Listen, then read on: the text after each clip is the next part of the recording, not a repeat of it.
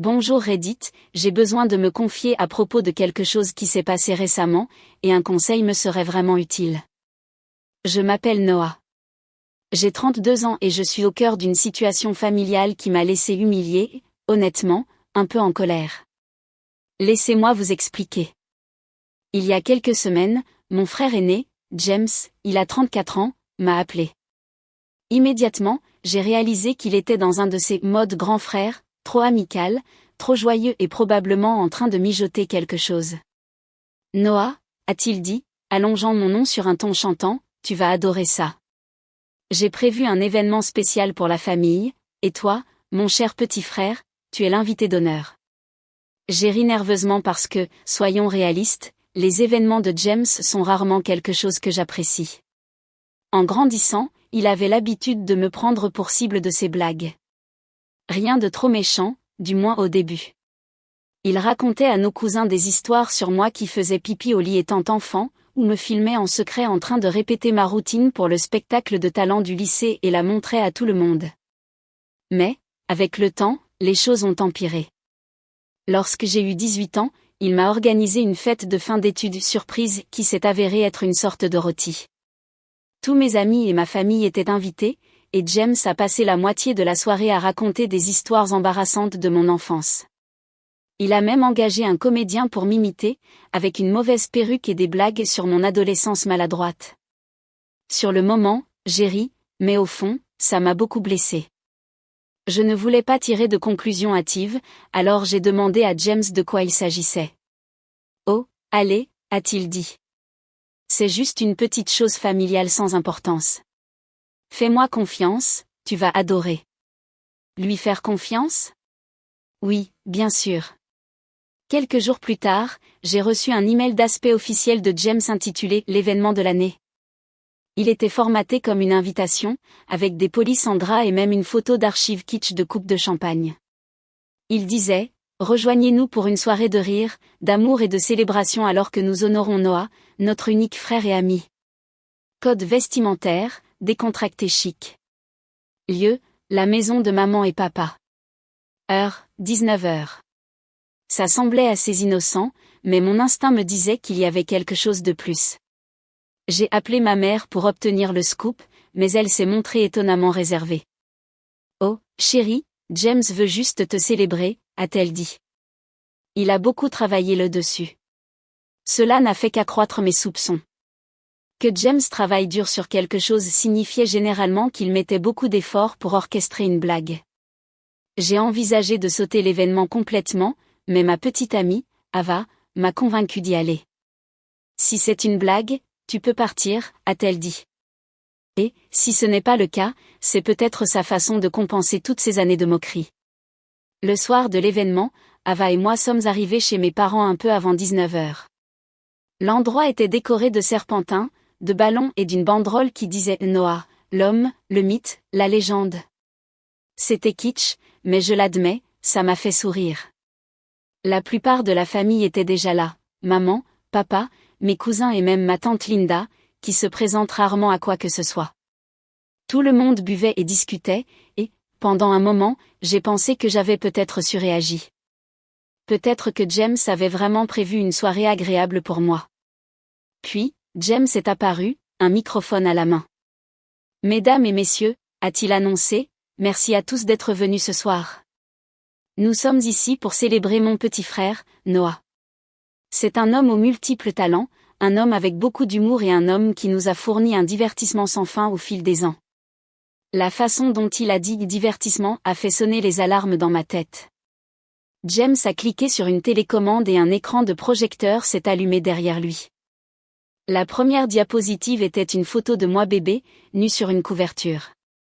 Tout le monde a ri, et j'ai essayé de rire aussi, mais j'ai senti ma face chauffer. Le diaporama a continué, avec des photos plus embarrassantes, moi couvert de spaghettis quand j'étais petit, moi avec un déguisement d'Halloween trop petit, et même une photo de moi en train de pleurer sur les genoux du Père Noël. J'ai serré les poings, mais je suis resté silencieux. Puis sont venues les vidéos. James avait déterré de vieilles cassettes vidéo et les avait montées en un montage de moi en train de trébucher, de tomber, en général, de paraître idiot. Le pire? Il avait ajouté des effets sonores et des commentaires stupides, en faisant une sorte de bobine de comédie burlesque. La salle a éclaté de rire, mais j'étais mortifiée. J'ai regardé Ava, qui m'a adressé un sourire compatissant et a murmuré « Tu veux qu'on parte ?» Avant que je puisse répondre, James a dit « Mais attendez, il y a plus. » Le clip suivant était quelque chose que je ne reconnaissais pas. C'était une vidéo caméra cachée de moi dans mon appartement, en train de parler à Ava à propos de James. Je m'étais confiée sur le fait que ses blagues me dérangeaient, disant des choses comme « Il m'a toujours traité comme une blague. J'espère qu'il mûrira. » Je suis restée figée. Comment James avait-il obtenu cet enregistrement? Ava semblait aussi surprise que moi. La salle est restée silencieuse un instant, puis a éclaté en rire nerveux. C'est ça, a dit James, souriant comme un chat qui a mangé le canari. J'ai installé une caméra cachée dans l'appartement de Noah pendant une semaine. Et laissez-moi vous dire que l'enregistrement est de l'or pur comique. Je n'arrivais pas à croire ce que j'entendais. Tu es sérieux, ai-je crié. Tu as violé ma vie privée pour une blague? James a semblé déconcerté, comme s'il ne s'attendait pas à ce que je réagisse aussi fortement. Oh, allez, Noah, c'est de bonne guerre. De bonne guerre, ai-je dit, la voix tremblante. Tu m'as filmé sans mon autorisation. Ce n'est pas une blague, c'est effrayant. La salle était silencieuse comme la tombe maintenant. Même maman avait l'air mal à l'aise. Je n'ai pas attendu que personne ne dise quoi que ce soit. J'ai pris la main d'Ava et je suis sortie de la maison. James m'a appelé, mais je ne me suis pas retournée. Sur le chemin du retour, j'ai ressenti un mélange de colère et d'humiliation. Ava a essayé de me consoler, mais j'étais trop bouleversée pour parler. Comment James a-t-il pu penser que c'était correct? Et pourquoi tous les autres se sont-ils assis là et ont ri? Après le fiasco chez mes parents, j'ai passé les jours suivants dans un brouillard de colère et d'humiliation. Ava m'encourageait constamment à parler à quelqu'un à ce sujet, mes parents, James, n'importe qui, mais je n'osais pas les confronter. Je savais qu'ils allaient simplement passer outre, comme toujours. Pourtant, je ne pouvais pas laisser passer ça. L'atteinte à ma vie privée était une chose, mais le manque total de respect, l'audace de transformer cela en divertissement pour toute la famille, ça me rongeait de l'intérieur. Finalement, Ava m'a convaincue d'essayer de fixer des limites. Si tu ne dis rien maintenant, ça va continuer, a-t-elle dit. Tu as laissé James s'en tirer pendant trop longtemps. Elle avait raison. J'ai donc décidé de parler d'abord à mes parents. Si quelqu'un pouvait faire raisonner James, c'était eux. Ou du moins, c'est ce que je pensais. J'ai appelé ma mère et lui ai demandé si je pouvais passer. Elle semblait joyeuse, complètement inconsciente de mon mécontentement. Quand je suis arrivée, elle était dans la cuisine en train de faire des lasagnes, fredonnant pour elle-même. Papa était dans le salon en train de regarder un vieux western à la télévision. Tout dans la scène semblait si normal, si paisible, et cela ne faisait que rendre ma colère plus déplacée. « Bonjour, chérie », a dit maman quand je suis entrée.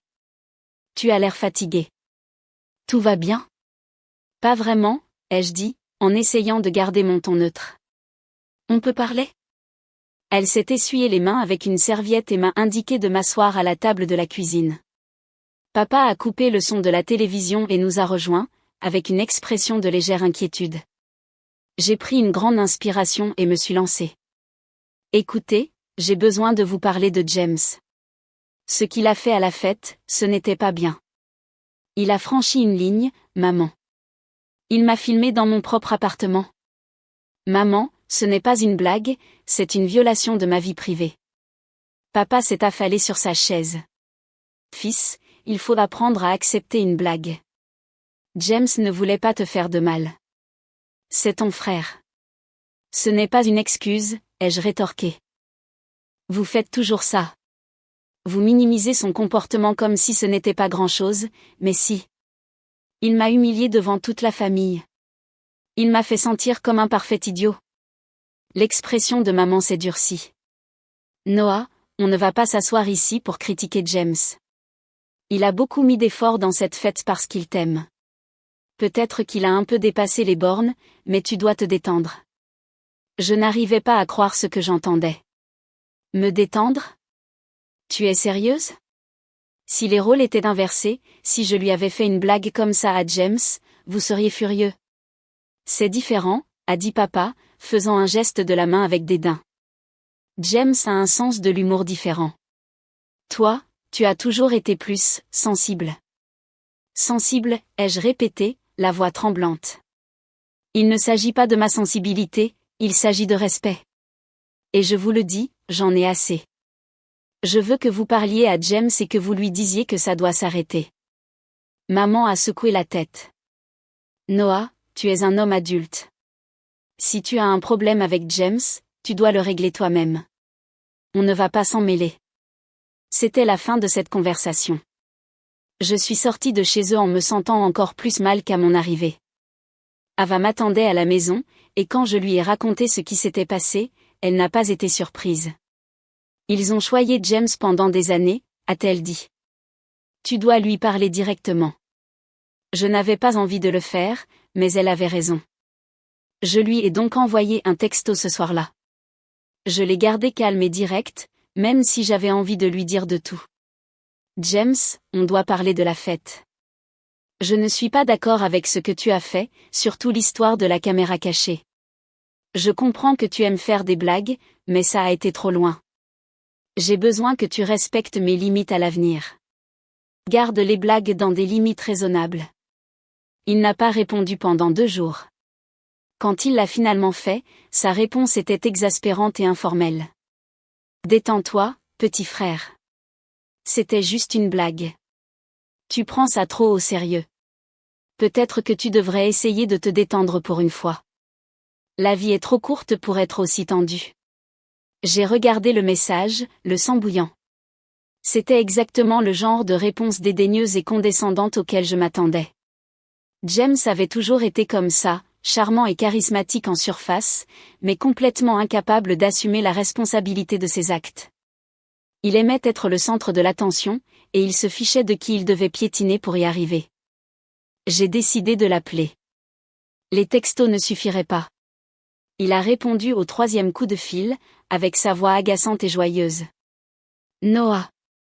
Que se passe-t-il? Que se passe-t-il, ai-je répété, la voix ruisselant de sarcasme. Tu es sérieux, James? Tu as même lu mon message? Oui, je l'ai lu, a-t-il dit, sonnant ennuyé. Écoute, je comprends que tu sois contrarié, mais tu exagères. J'exagère, ai-je dit, élevant la voix. Tu m'as filmé sans mon consentement. Tu as transformé mes conversations privées en une blague pour toute la famille. Comment est-ce que ce n'est pas une grosse affaire? Parce que je n'avais pas l'intention de te blesser, a-t-il dit, son ton changeant en quelque chose de plus défensif. C'était juste pour rire. Tout le monde a trouvé ça amusant. Eh bien, moi non, ai-je répliqué. Et ça devrait suffire. Je te demande, en tant que ton frère, d'arrêter de me traiter comme ça. J'en ai assez d'être ton punching ball. Il y a eu une longue pause. Quand il a finalement parlé, sa voix était froide. Tu es ridicule. Si tu ne peux pas supporter un peu de fun, peut-être que tu devrais te regarder toi-même au lieu de me blâmer. J'ai raccroché. Je ne pouvais plus entendre un seul mot. Ava m'attendait dans le salon, et dès qu'elle a vu mon visage, elle a su que ça ne s'était pas bien passé. Qu'a-t-il dit, a-t-elle demandé. Je lui ai tout raconté. Quand j'ai fini, je tremblais de colère. Il s'en fiche, ai-je dit. Il ne se soucie pas de moi, de ce que je ressens. Il ne se soucie que de ses stupides blagues et d'être le centre de l'attention. Ava a posé sa main sur mon bras. Peut-être qu'il est temps de prendre du recul, a-t-elle dit doucement. Tu n'as pas à continuer à te mettre dans des situations où il peut te faire du mal. Je sais, ai-je dit. Mais c'est mon frère. Je ne devrais pas avoir à l'éliminer de ma vie juste pour obtenir un peu de respect. Elle n'a rien dit, mais l'expression de son visage disait tout. Elle pensait que je menais une bataille perdue. Et, au fond, je commençais à penser qu'elle avait peut-être raison. Ce soir-là, je suis restée éveillée pendant des heures, repassant la conversation dans ma tête.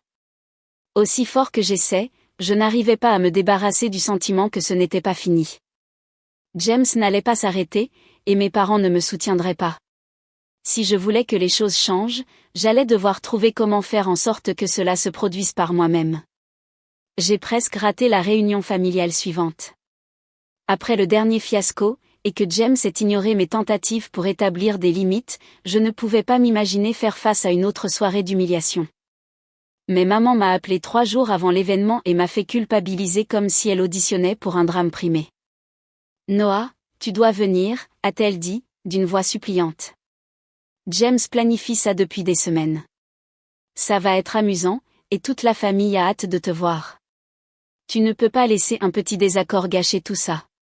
Désaccord, ai-je dit, n'arrivant presque pas à croire ce que j'entendais. Maman, il m'a filmé sans mon consentement et m'a humilié devant tout le monde. Ce n'est pas un désaccord, c'est une violation. Oh, chérie, a-t-elle soupiré. Tu y penses trop. James est ton frère. Il t'aime, même s'il a une drôle de manière de le montrer. Je voulais discuter, mais je savais que ça ne mènerait nulle part. Maman et papa n'allaient jamais voir les choses de mon point de vue. Pourtant, Ava m'a encouragée à y aller. Peut-être que cette fois-ci, ce sera différent, a-t-elle dit. Si ce n'est pas le cas, on partira. Mais au moins, tu sauras que tu as essayé. Alors, à contre-cœur, j'ai accepté. Je me suis dit que je donnerais une dernière chance à James. S'il franchissait à nouveau la ligne, c'était fini. Plus de réunions familiales. Plus de tentatives de réconciliation. La réunion avait lieu de nouveau chez mes parents.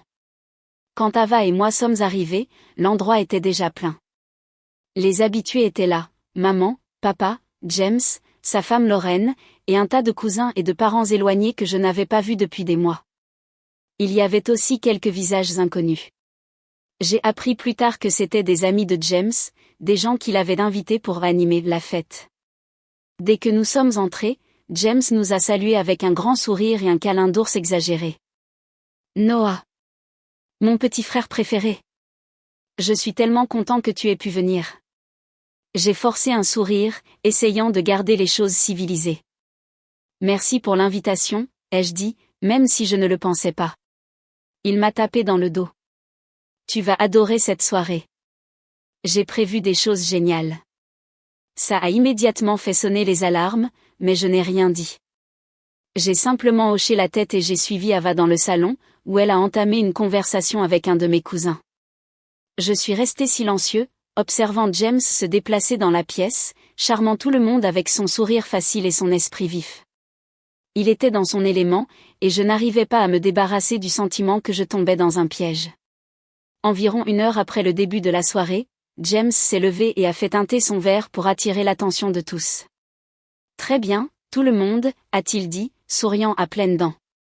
Merci à tous d'être venus ce soir. Nous sommes ici pour célébrer mon incroyable frère, Noah. Il est intelligent, il a du talent et il nous a donné beaucoup de quoi rire au fil des ans. Le voilà. Les rires. Ça a commencé petit, juste quelques rires, mais ça s'est rapidement répandu dans la pièce. J'ai senti mon estomac se nouer. James a commencé par quelques blagues légères, et, pendant un moment, je me suis permis de me détendre.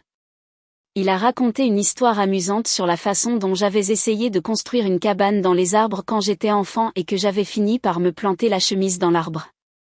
Même moi, j'ai dû admettre que c'était assez drôle. Tout le monde riait, et j'ai commencé à penser que peut-être ce ne serait pas si mal après tout. Mais ensuite, il a changé de vitesse. Bien sûr, a-t-il dit, Noah a toujours été un type ambitieux. Il n'a jamais eu peur de prendre des risques, même si les choses ne se passent pas toujours bien. Comme cette fois où il a essayé de monter sa propre entreprise. Mon cœur s'est affaissé. Je savais où il voulait en venir. James s'est lancé dans un récit détaillé de ma tentative ratée d'ouvrir un café il y a quelques années. Ça avait été un rêve de moi pendant des années, et j'y avais investi tout ce que j'avais, du temps, de l'argent, de l'énergie. Mais ça n'a pas marché. L'emplacement était mauvais, les frais généraux étaient trop élevés, et j'ai fini par devoir fermer après seulement 6 mois. Ça a été l'une des expériences les plus douloureuses de ma vie, et j'avais travaillé dur pour m'en remettre. Maintenant, voilà James, en train de la ramener au centre de l'attention. Il avait toute cette vision, a dit James, riant. Café artisanal, pâtisserie locale, tout le truc. Mais, apparemment, Noah ne s'est pas rendu compte qu'il faut des clients pour diriger une entreprise. À la fin, il donnait pratiquement le café. La salle a éclaté de rire. Même mes parents riaient. Mon père s'est penché vers maman et a dit quelque chose que je n'ai pas pu entendre, et ils ont tous les deux éclaté de rire à nouveau. J'ai regardé Ava, attendant un certain soutien, mais elle semblait aussi surprise et mal à l'aise que moi. Je veux dire, allez, a continué James, ne pouvant presque pas contenir son rire. Noah, tu es un super type, mais un homme d'affaires? Peut-être pas tant que ça. J'ai senti ma face brûler. Je voulais dire quelque chose, me défendre, mais je n'ai pas pu trouver les mots. Tout ce à quoi je pouvais penser, c'était à quel point j'avais travaillé dur, à combien j'avais sacrifié et à quel point c'était humiliant que mon échec devienne le clou d'une blague. James n'avait pas fini. Il est passé à d'autres histoires, des fois où j'avais mis les pieds dans le plat à l'école, des moments embarrassants de vacances familiales, même une histoire sur une ex-petite amie qui m'avait quitté parce que j'étais trop gentil. Chaque histoire a été accueillie par plus de rire, et, à chaque fois, j'ai senti que je me rétractais davantage sur mon siège. Finalement, je n'ai plus pu le supporter. Je me suis levée, ma chaise grinçant bruyamment contre le sol, et je suis sortie de la pièce. Les rires ont cessé instantanément, et j'ai pu sentir les yeux de tous sur moi pendant que je sortais par la porte principale. Ava m'a suivi, m'appelant par mon nom, mais je ne me suis pas arrêtée avant d'être à mi-chemin du pâté de maison. Quand elle m'a finalement rattrapée, je tremblais de colère. Noah, a-t-elle dit, d'une voix douce. Je suis vraiment désolée. C'était horrible. Je n'ai même pas pu répondre. J'ai continué à marcher, essayant de me calmer. Finalement, nous sommes arrivés dans un petit parc, et je me suis assis sur un banc, enfonçant mon visage dans mes mains. Je n'arrive pas à croire qu'il ait fait ça, ai-je finalement dit, d'une voix éteinte. Je lui ai dit de garder les blagues raisonnables. Je lui ai dit que je ne voulais plus être humiliée, et il m'a simplement ignorée. Ava s'est assise à côté de moi, la main posée doucement sur mon dos. Il ne te respecte pas, Noah. Il ne l'a jamais fait. Et tes parents le laissent simplement s'en tirer. Je sais, ai-je dit, la voix brisée. Je sais. Nous sommes restés assis là pendant longtemps, aucun de nous deux n'a rien dit. Je me suis sentie humiliée, trahie et complètement vaincue. J'avais donné tant de chance à James, et, à chaque fois, il m'avait fait payer. Je ne savais plus quoi faire. Tout ce que je savais, c'est que je ne pouvais plus continuer comme ça. Quelque chose devait changer. Après mon départ de cette désastreuse réunion familiale, j'ai passé les jours suivants à essayer de tout traiter. L'humiliation à laquelle James m'avait soumis était pire que tout ce qu'il avait fait auparavant, et le fait que mes parents aient ri avec lui me faisait encore plus mal. Je savais que j'avais besoin d'espace, alors j'ai évité de répondre aux appels et aux textos de la plupart de ma famille. La seule personne avec qui je suis restée en contact était Ava, qui a été mon roc tout au long de cette épreuve. Je commençais à sentir que je pouvais commencer à laisser passer ça, au moins suffisamment pour me concentrer sur ma propre vie, quand Ava m'a envoyé un lien par texto un après-midi. Tu n'aimeras pas ça, a-t-elle écrit. Le lien m'a mené à une vidéo sur la page de réseaux sociaux de James.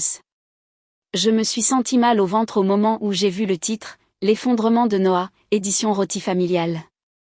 Contre mon bon jugement, j'ai cliqué sur lire. La vidéo commençait par James assis dans ce qui semblait être son salon, tenant une coupe de vin et souriant à la caméra. Bonjour à tous, a-t-il dit. Comme vous le savez tous, nous avons eu une petite réunion familiale récemment. Et, laissez-moi vous dire, mon frère Noah nous a donné une performance que nous n'oublierons jamais. L'écran a coupé à un extrait de moi me levant de table, le visage rouge et furieux, et sortant de la pièce. La vidéo avait clairement été montée pour un effet maximal. James avait ajouté de la musique dramatique et des effets sonores, comme un pas de dessin animé chaque fois que mon pied touchait le sol et le son d'une porte qui claquait lorsque je sortais. Il avait même ralenti l'enregistrement pour que ma sortie semble plus exagérée. La vidéo se terminait par James riant tellement qu'il pouvait à peine parler. Classique Noah, a-t-il dit, s'essuyant les larmes de rire des yeux. Je n'arrivais pas à croire ce que je voyais. Non seulement il m'avait humilié devant la famille, mais il l'avait diffusé à ses centaines d'amis et de followers en ligne. Et, à en juger par les commentaires, beaucoup de gens se joignaient à la moquerie. Oh mon Dieu, c'est hilarant, disait un commentaire. Pauvre Noah, il ne supporte pas une blague, disait un autre. Ton frère a besoin de se détendre, mon pote. La colère que j'ai ressentie a été immédiate et accablante. J'ai appelé Ava, la main tremblante. Tu l'as vu, ai-je demandé, la voix à peine ferme. Oui, a-t-elle dit à voix basse. Je suis vraiment désolée, Noah. C'est répugnant. C'est fini, ai-je dit. C'est complètement fini. Je l'appelle tout de suite. Noah, attends, Ava a commencé, mais j'étais déjà en train de composer le numéro de James. Il a répondu après quelques sonneries, d'un ton agaçantement informel. Salut, petit frère, qu'est-ce qui se passe? Qu'est-ce qui se passe, ai-je dit, à peine capable de contenir ma fureur. Tu as publié une vidéo de moi en ligne? Tu te moques de moi? James a ri. Oh, allez, Noah, c'est juste un peu de fun. Les gens ont adoré. Je me fiche que les gens aient adoré, ai-je rétorqué. C'était privé. Tu m'as humilié devant toute la famille, et maintenant tu le diffuses à des inconnus. Qu'est-ce qui t'arrive? Détends-toi, a-t-il dit, d'un ton méprisant. Tu exagères, encore une fois. Arrête de me dire de me détendre, ai-je crié. Tu as franchi toutes les limites imaginables. Tu t'écoutes même? Tu te soucies même de la façon dont ça m'affecte? Il y a eu une pause. Quand James a reparlé, sa voix était plus froide. Tu sais quoi, Noah? Peut-être que tu devrais te regarder dans le miroir. C'est toi qui fais de ça un problème plus gros qu'il ne devrait l'être. Ce n'est pas de ma faute si tu ne peux pas supporter une blague. J'ai raccroché. Je ne pouvais plus entendre un seul mot. Les jours suivants ont été un flou de colère et de frustration. J'ai essayé de me concentrer sur le travail, sur Ava, sur tout ce qui pouvait me distraire de James, mais c'était impossible. La vidéo était la seule chose dont la famille voulait parler. Mon cousin Ethan m'a appelé, riant en racontant ses parties préférées. Mec, tu dois admettre que c'est assez drôle, a-t-il dit. Ce n'est pas drôle pour moi, ai-je dit en serrant les dents. Mec, tu es tellement dramatique, a répondu Ethan. C'est juste James étant James. C'était le consensus général au sein de la famille. J'étais le dramatique. J'étais celui qui avait besoin de se détendre. Personne ne semblait se soucier de ce que je ressentais, ou de combien de mal James causait.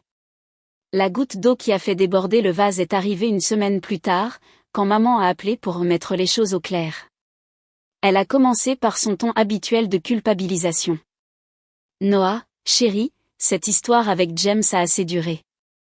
Vous deux devez vous réconcilier. Je ne suis pas celui qui doit s'excuser, ai-je dit fermement.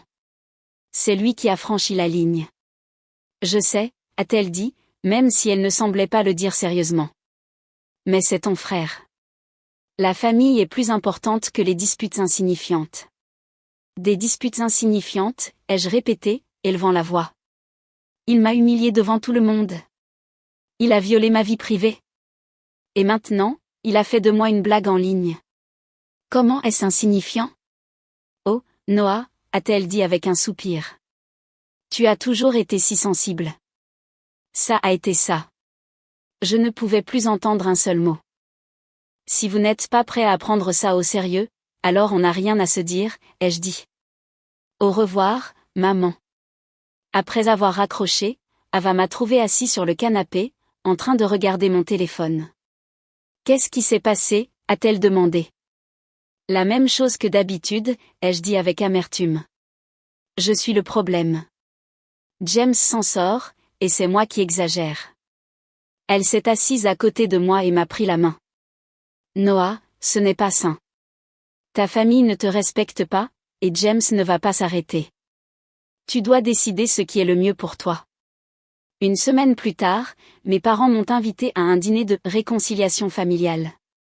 Ils ont dit que James voulait s'excuser, mais je ne l'ai pas cru une seule seconde. Pourtant, Ava m'a convaincu d'y aller. Peut-être que cette fois-ci, ce sera différent, a-t-elle dit. Si ce n'est pas le cas, au moins tu auras une forme de clôture.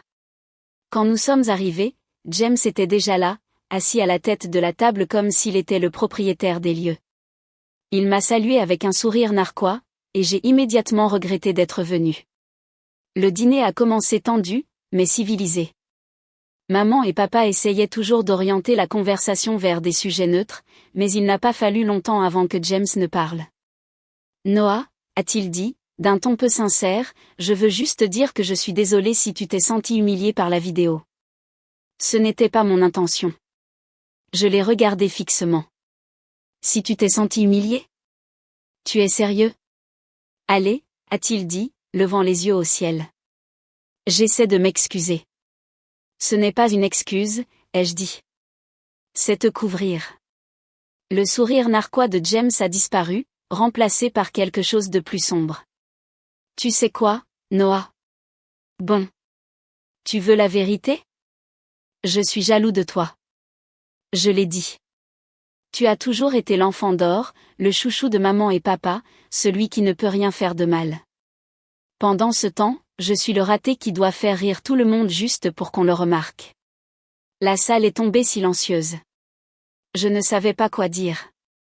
Une partie de moi voulait avoir pitié de lui, mais ses aveux ne compensaient pas tout ce qu'il avait fait. Ce n'est pas une excuse, ai-je finalement dit. Tu n'as pas le droit de me traiter comme de la merde juste parce que tu es complexé. Il n'a pas répondu. Il s'est simplement assis là, me regardant fixement, et alors j'ai su que rien n'allait changer. Il ne le ressentait pas. Il n'allait pas s'arrêter. Et mes parents ne le tiendraient pas pour responsable. C'était la dernière fois que j'ai parlé à James. Ava et moi sommes partis du dîner tôt, et, en route vers la maison, j'ai pris une décision. J'en avais fini d'essayer de réparer les choses. Si ma famille ne pouvait pas me respecter, alors je n'avais pas besoin d'eux dans ma vie. Après ce désastreux dîner de réconciliation familiale, j'ai su que c'était terminé. Les excuses fausses de James, son manque de volonté d'assumer une véritable responsabilité et l'indifférence totale de mes parents envers mes sentiments ont clairement montré que les choses n'allaient pas changer. Je ne pouvais pas continuer à me soumettre à cette dynamique toxique, en attendant quelque chose qui n'arriverait jamais. J'ai donc pris la décision la plus difficile de ma vie, j'ai décidé de rompre les liens avec James et, par extension, avec la majeure partie de ma famille. La première personne à qui je l'ai dit a été Ava.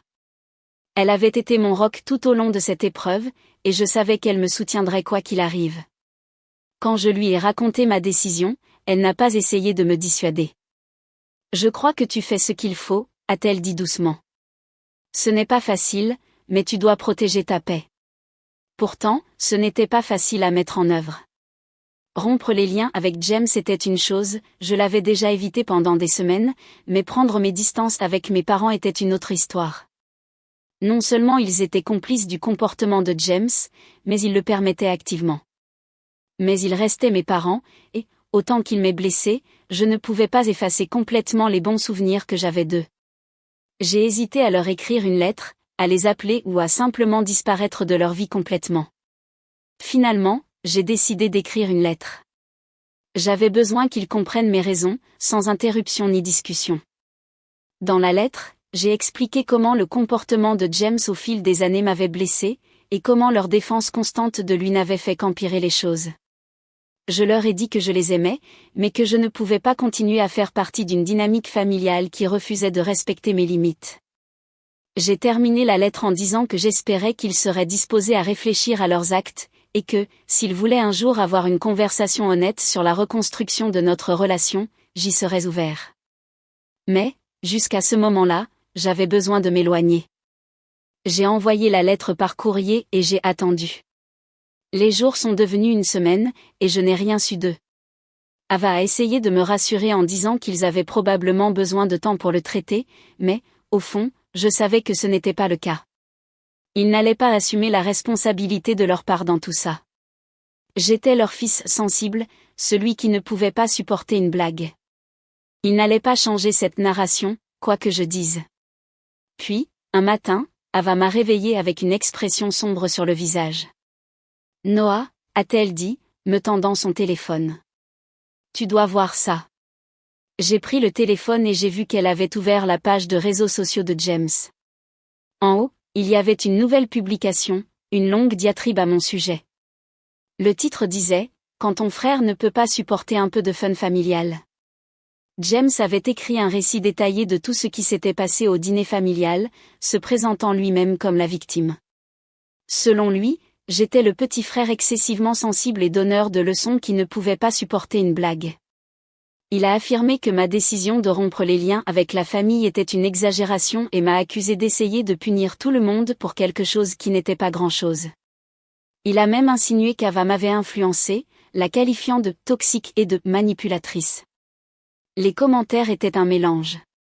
Certaines personnes, principalement ses amis et certains de nos cousins, se sont rangés du côté de James, faisant écho au sentiment que j'étais dramatique.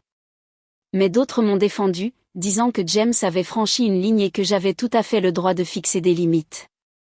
La division n'a fait qu'alimenter la colère de James, et, pendant les jours suivants, il a intensifié sa campagne contre moi. Il a commencé à publier des photos et des vidéos anciennes de notre enfance, en ajoutant des légendes sarcastiques dans le but de se moquer de moi. Une publication particulièrement cruelle montrait un extrait de l'infâme rôti familial, avec James écrivant # souvenir de quand Noah a prouvé qu'il ne pouvait pas supporter la chaleur. Je voulais l'ignorer, mais Ava m'a convaincu de prendre des mesures. Tu ne peux pas le laisser contrôler la narration, a-t-elle dit. Si tu restes silencieux, les gens vont croire sa version de l'histoire. Alors, à contre-cœur, j'ai fait ma propre publication. Je ne me suis pas abaissée au niveau de James en l'attaquant ni en étalant les draps sales de notre famille, mais j'ai partagé mon point de vue. J'ai expliqué que j'avais pris la décision de prendre mes distances avec ma famille en raison du manque de respect répété et du refus de reconnaître mes limites. Je n'ai pas donné de détails, mais j'ai précisé qu'il s'agissait d'une décision profondément personnelle et que je n'allais pas tolérer d'être vilipendée pour cela. La réponse a été écrasante. Des personnes avec qui je n'avais pas parlé depuis des années se sont approchées pour m'offrir leur soutien. Certaines ont partagé leurs propres histoires sur la façon de gérer les membres de la famille toxique, et leurs paroles m'ont donné de la force. Même certains des membres de la famille qui s'étaient initialement rangés du côté de James ont commencé à changer d'avis, s'approchant pour s'excuser et dire qu'ils comprenaient ma décision. C'était doux amer. J'ai apprécié leur soutien, mais cela n'a fait que mettre en évidence le peu d'importance que James et mes parents semblaient accorder aux dommages qu'ils avaient causés. James, bien sûr, n'allait pas faire marche arrière. Il a doublé ses attaques, publiant un contenu encore plus incendiaire et m'accusant d'essayer de mettre la famille contre moi. À un moment donné, il est même allé jusqu'à contacter certains de mes amis, essayant de les mettre de son côté. Mais ses efforts se sont avérés contre-productifs.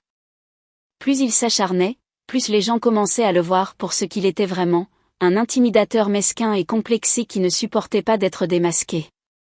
Le point de rupture est arrivé lorsque James a essayé d'impliquer nos parents dans sa campagne. Il a publié une longue diatribe m'accusant d'être ingrat et irrespectueux, affirmant que j'avais trahi la famille. Ma mère a même laissé un commentaire, écrivant « Nous voulons juste que Noah revienne dans la famille. Il nous manque et nous espérons qu'il réalisera combien nous l'aimons. » Ce commentaire a fait plus mal que je ne l'aurais cru. C'était si théâtral, si complètement détaché de la réalité. S'il me manquait vraiment, s'il m'aimait vraiment, il ne se rangerait pas du côté de James. Il s'approcherait de moi directement, essayant de comprendre mon point de vue. Au lieu de cela, ils utilisaient les réseaux sociaux pour jouer le rôle des parents inquiets, tandis qu'en privé, ils mettaient de côté mes sentiments. J'ai montré le commentaire à Ava, et elle a simplement secoué la tête. Ils ne vont pas changer, Noah. Tu as fait tout ce que tu pouvais. Il est temps de laisser tomber. Elle avait raison. C'était douloureux, mais j'ai finalement compris que je ne pouvais pas continuer à attendre que ma famille change. Ils étaient ce qu'ils étaient, et aucune quantité d'explications ou de supplications ne les ferait voir les choses de mon point de vue. Je devais aller de l'avant, pour ma propre santé mentale et mon bonheur. Dans les mois qui ont suivi, je me suis concentrée sur la reconstruction de ma vie. Je me suis entièrement consacrée à mon travail, j'ai pris de nouveaux passe-temps et j'ai renforcé mes relations avec les personnes qui me soutenaient vraiment. Ava et moi nous sommes rapprochés plus que jamais, et j'ai finalement commencé à sentir que je pouvais respirer à nouveau. James a finalement abandonné sa campagne publique. Sans réaction de ma part, ses publications ont perdu de leur force et il est passé à d'autres drames. Mes parents se sont approchés quelques fois, mais leur message était toujours superficiel, sans aborder les vrais problèmes. J'ai répondu poliment, mais j'ai gardé mes distances. Rompre les liens avec ma famille n'a pas été facile, et ce n'est pas quelque chose que j'aurais pensé devoir faire. Mais, pour la première fois depuis des années, je me suis sentie libre. Libre du ridicule constant, de l'invalidation et des dynamiques toxiques qui m'avaient accablé pendant si longtemps. Ce n'était pas la fin que j'avais espérée, mais c'était celle dont j'avais besoin. J'ai pensé que rompre les liens avec James et la majeure partie de ma famille me apporterait enfin la paix, mais j'ai sous-estimé jusqu'où James irait pour continuer à semer le trouble. Au début, sa campagne sur les réseaux sociaux s'est estompée, et j'ai commencé à penser qu'il avait finalement tourné la page. Mais puis un colis est arrivé à mon appartement un après-midi, et il est devenu évident qu'il n'avait pas fini de me tourmenter. Le colis provenait de James, bien que son nom n'y figurait pas. Il portait le cachet de sa ville, et le contenu laissait clairement entendre qu'il avait envoyé.